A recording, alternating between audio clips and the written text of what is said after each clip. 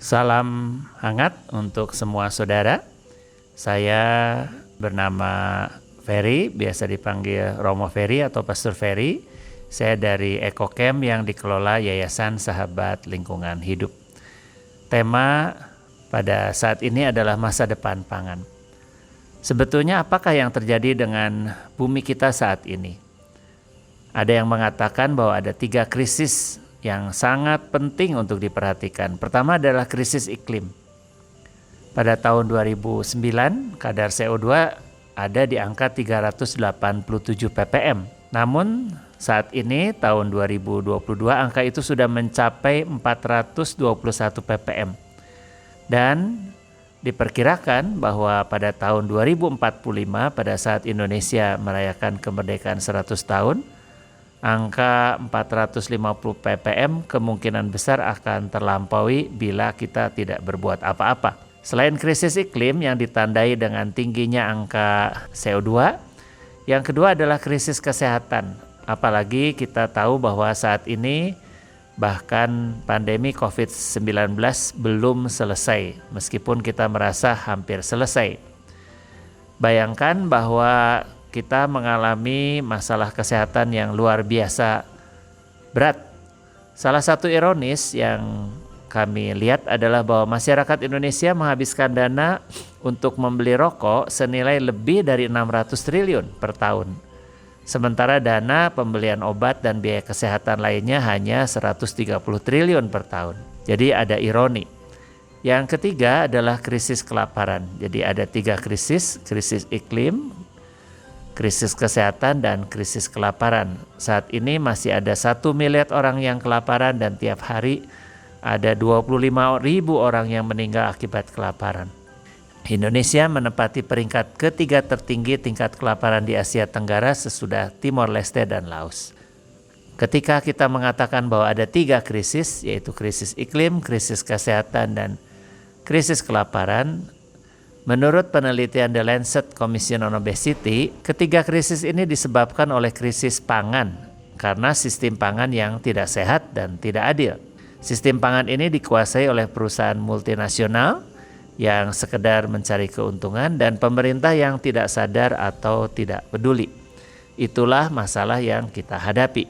Nah, bagaimana kita sebagai bangsa Indonesia harus berjuang? Ke arah mana kita berjuang? Mungkin ada 2 catatan. Yang pertama adalah apakah kita sungguh berjuang ke arah ketahanan pangan? Apakah kita sebagai bangsa mampu mencukupi bahan pangan dan juga masyarakat mempunyai akses untuk mendapatkan pangan? Yang kedua adalah gagasan kedaulatan pangan, yaitu apakah kita sebagai bangsa bebas menentukan sendiri apa yang kita tanam, apa yang kita makan. Faktanya sampai saat ini Indonesia masih mengimpor bahan pangan lebih dari 130 triliun per tahun. Bahkan kedelai masih 70% impor. Padahal kedelai merupakan bahan baku tempe dan tahu yang merupakan makanan yang sangat banyak dikonsumsi dan disukai masyarakat Indonesia. Gandum malahan yang merupakan bahan untuk membuat mie, kue, dan roti masih 100% impor dan nilainya lebih dari 12 juta ton per tahun. Nilai rupiahnya pun sangat besar. Selain itu yang ajaib, kita bahkan masih mengimpor buah-buahan dan sayur-sayuran dari beberapa negara. Padahal petani lokal sebetulnya mampu memenuhi kebutuhan pangan kita. Masalah yang besar yang dihadapi oleh Indonesia soal pangan ada satu lagi, yaitu soal sampah makanan. Ya, baik dari yang terjadi karena yang disebut dengan food loss dalam sistem mempersiapkan bahan pangan maupun food waste ketika makanan kita tidak dihabiskan malahan dibuang.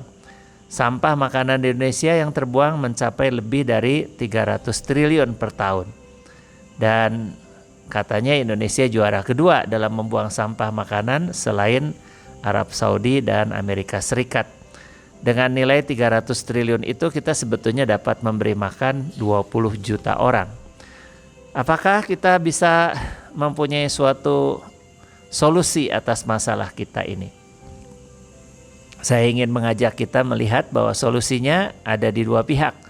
Pertama adalah produsen dan yang kedua adalah konsumen. Kita tahu bahwa ada banyak usaha untuk membantu produsen, terutama petani, untuk meningkatkan hasil panen mereka. Namun, kenyataannya rata-rata usia petani sekarang sudah di atas 50 tahun dan jumlah petani muda masih sangat sedikit. Karena sebagian besar mereka tidak melihat bahwa hidup sebagai petani akan bisa mencukupi kebutuhan mereka. Solusi yang diusulkan untuk membantu para petani, saya kira adalah pekerjaan rumah dari pemerintah. Bagaimana pemerintah bisa memberi subsidi untuk para petani. Di sisi lain, sebagai konsumen, dan ini yang selalu diperjuangkan oleh Ekokem, adalah menawarkan cara hidup yang baru. Jadi kita bisa membantu petani dengan membantu konsumen untuk punya cara hidup yang baru, cara makan yang baru. Misalnya saja, mengurangi atau menghindari pangan impor dan berusaha membeli pangan lokal dari pasar terdekat, bahkan dari petani sendiri. Kebiasaan membuang makanan harus dihentikan. Lalu kita juga berusaha untuk mengurangi misalnya konsumsi daging dan ikan. Karena dari berbagai penelitian, bila konsumsi daging dan ikan tidak dikurangi paling tidak setengahnya dari cara kita makan daging dan ikan sampai saat ini, maka masalah krisis iklim dan pemanasan global justru tidak pernah akan terpecahkan. Maka kita harus mengurangi konsumsi daging maupun ikan. Pola kita mengkonsumsi daging dan ikan menyebabkan dunia ini semakin panas. Ikan di laut pun semakin habis. Maka mari kita mencoba bertanya kepada diri kita, apakah kita sudah sadar masalah apa yang sedang kita hadapi, yaitu krisis iklim, krisis kesehatan, dan krisis kelaparan? Apakah kita sadar bahwa ketiga krisis itu disebabkan oleh sistem pangan yang tidak adil dan tidak sehat? Nah, bagaimana kita mau mengusahakan supaya terwujud ketahanan pangan maupun kedaulatan pangan? Barangkali tentu saja ada solusi bagi para petani. Mudah-mudahan pemerintah mau membantu memberi subsidi untuk para petani. Namun sebagai warga masyarakat, sebagai konsumen, kita juga bisa melakukan sesuatu, yaitu mengurangi produk impor pangan.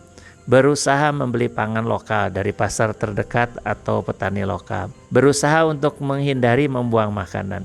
Dan mungkin masih ada banyak upaya yang lain.